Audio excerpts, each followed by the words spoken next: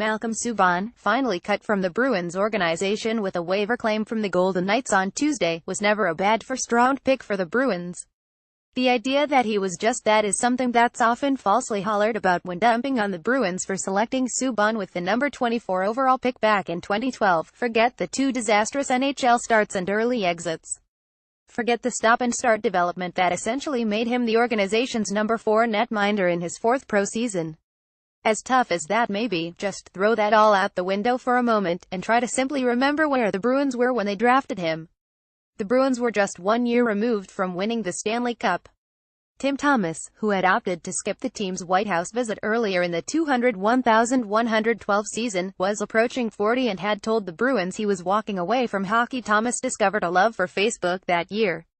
Tuukka Rask, the obvious heir apparent, was coming off a significant injury that basically cut his season about 2 months short.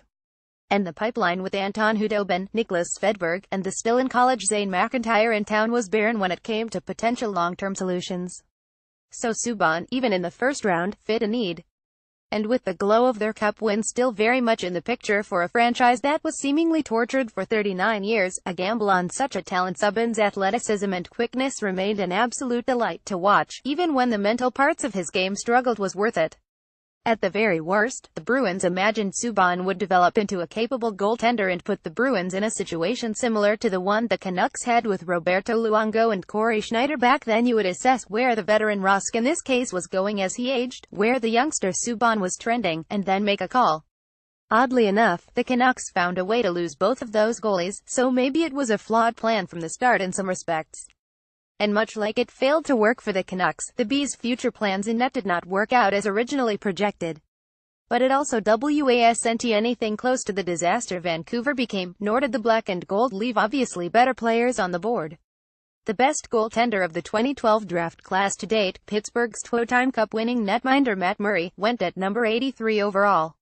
If you want to say that the Bruins missed out on him, be honest and acknowledge that 28 other NHL teams missed out on him, too.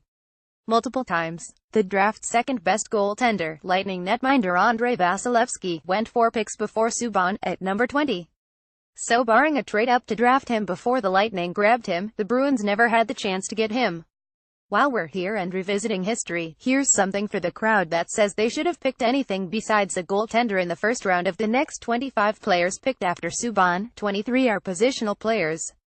Combined, they've totaled 801 NHL games, with 90 goals and 238 total points between the 23 of them. Tanner Pearson's 54 goals and 103 career points account for a large chunk of that too, while 11 of those 25 total players have yet to play in an NHL game, including goaltender Oscar Dansk. If the Bruins missed out on an amazing player right after Subban, a la taking Zach Hamill over Logan Couture in 2008, it would be considered news to all of us. The simple way to break this down would be to say that the majority of Bruins fans have been over-the-top upset this pick for the wrong reasons. From the start, too. It's really only now that Subban's gone that they should be annoyed by this pick.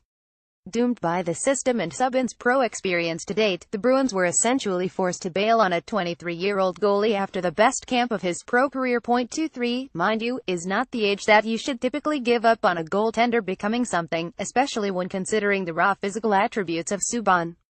They did this without exhausting themselves of every possible option that would have kept Subban in Boston for even just a week or two longer, too. The Bruins had some legitimate talks of carrying 3 goaltenders to begin the year before ultimately voting against it. Had the Bruins done that, they could have at least given Subban 1 NHL start to either show his improvement or fall on his face again. The latter would have certainly helped the Bruins sneak him through the waiver wire.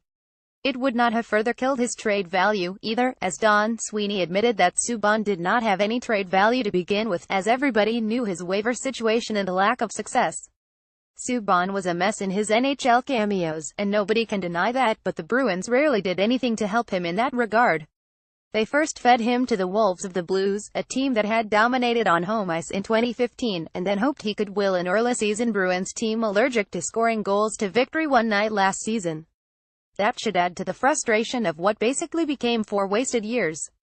What you should be most upset about, however, is this franchise's repeated mistake of letting them simply watch as a player leaves the organization for free. And no, I'm not just talking about the Tyler Seguin trade.